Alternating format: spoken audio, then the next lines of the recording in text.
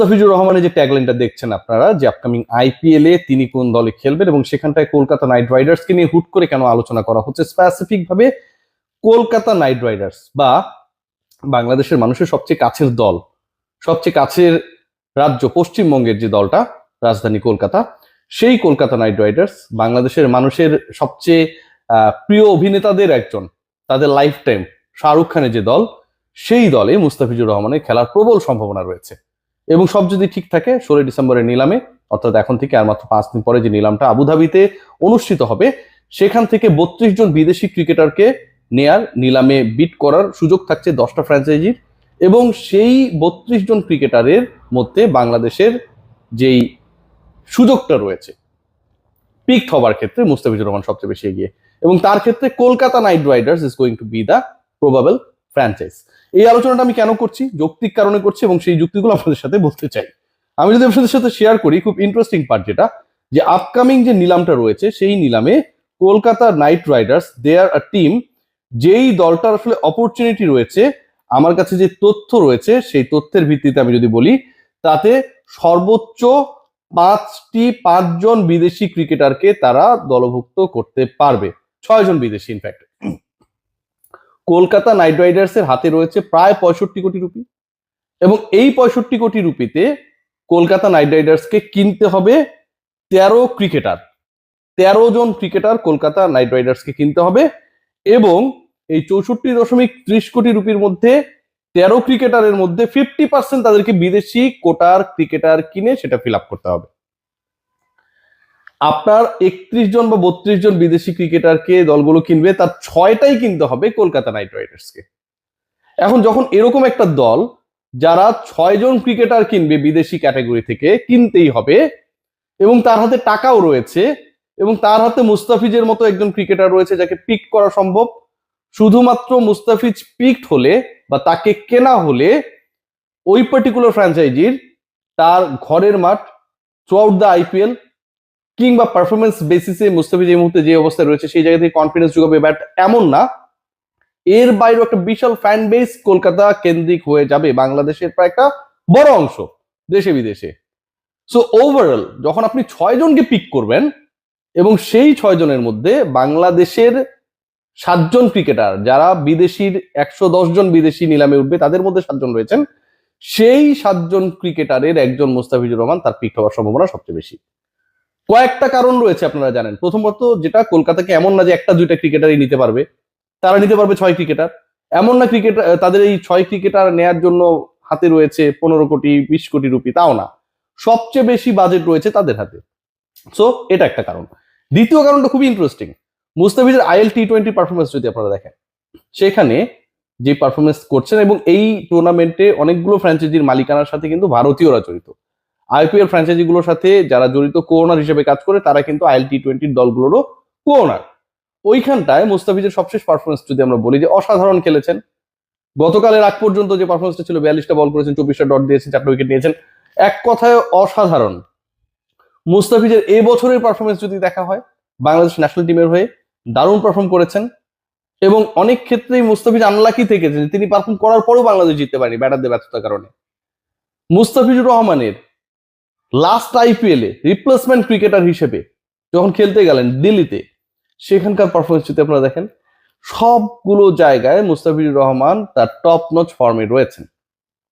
এবং 2 কোটি রুপি ভিত্তি মূল্যের মুস্তাফিজ এবার আমার কাছে মনে হয় যে যথেষ্ট বিডিং হবে তাকে নিয়ে। তার ভিত্তি মূল্যের থেকে মোটামুটি 2 গুণ 3 গুণ যদি প্রাইসে বিক্রি হয়, সেটা আসলে অবাক হওয়ার কোনো কারণ থাকবে না। কলকাতা নাইট রাইডার্সের সেই জায়গা রয়েছে, অর্থ রয়েছে, প্লেসেস রয়েছে, এবং ইডেন গার্ডেন্স এর উইকেটে মুস্তাফিজুর রহমান যে কোনো দলের জন্য বিধ্বংসী হতে পারে। 50% অ্যাটলিস্ট ম্যাচেস কলকাতার ইডেন গার্ডেন্সে হবে, যেহেতু হোম টিম তারা। সো ওই জায়গা থেকে Mustafiz is going to B the very crucial pick for Kolkata knight Riders in the upcoming IPL mini auction. দ্বিতীয় একজন ক্রিকেটার রয়েছেন, তার ক্ষেত্রেও আমার কাছে মনে হয় যে একটা বড় ধরনের আকর্ষণ তৈরি হতে পারে। এই আলোচনাটা আমি কেন করছি? এই আলোচনাটা করার পেছনে রয়েছে, আমরা এই ক্রিকেটারকে নিয়ে আসলে কোনো ধরনের কি বলবো যে খুব বেশি এক্সপেকটেশনস করি নাই। ক্রিকেটারের নাম হচ্ছে রাকিবুল হাসান, বাঁহাতি অর্থোডক্স। যেই 7জন ক্রিকেটার নিলামে রয়েছেন তাদের মধ্যে 5জন পেসার, 2জন স্পিনার বাংলাদেশের। রাকিবুল এখানটায় থাকবে, কেউ এক্সপেক্ট করেছিল? আচ্ছা ধরেন থাকলো, 1390 জন ক্রিকেটার রেজিস্ট্রেশন করেছে, রাকিবুলও করেছে, মানলাম এই পর্যন্ত ঠিক আছে। কিন্তু এই সংখ্যাটা যখন মাইনাস হয়ে গেল, মাইনাস হয়ে আসলো হচ্ছে 350, খেয়াল করে দেখবেন 1390 থেকে 350 মানে 1040 জন ক্রিকেটার বাদ পড়ে গেছে, 1040 জন ক্রিকেটার এলিমিনেটেড হয়ে গেছে। কিন্তু ওই 1040-এর মধ্যে it's a huge number, Rakibul বাদ পড়েন নাই। 30 লাখ রুপিস ভিত্তিমূল্যের রাকিবুলকে রেখে দেওয়া হয়েছে। কেন? বাংলাদেশের ক্রিকেটের এই কারণে? ডেফিনেটলি না। যেই ক্রিকেটারদেরকে রাখা হয়েছে, এই রাখার পেছনে দুইটা বডির অ্যাক্টিভ ডিসিশন কম্বাইনলি কাজ করেছে। একটা হচ্ছে আইপিএল গভর্নিং বডি, আর একটা হচ্ছে ফ্র্যাঞ্চাইজি ওনারশিপে যারা রয়েছেন তাদের চয়েসটা কি। রাকিবুলের সবশেষ এশিয়া কাপে, emerging Asia cup, rising stars Asia cup, যেভাবে বলি না কেন, পারফরমেন্স ব্যাটে বলে ওয়াজ ট্রিমেন্ডাস।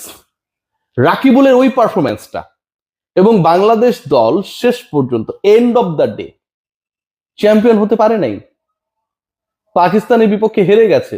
সুপার ওভার নিয়ে অনেক প্রশ্ন ছিল, but the way Rakibul played throughout the tournament, the Rakibul played against India, ইন্ডিয়ানদের কাছে সেটা ম্যাটার করে।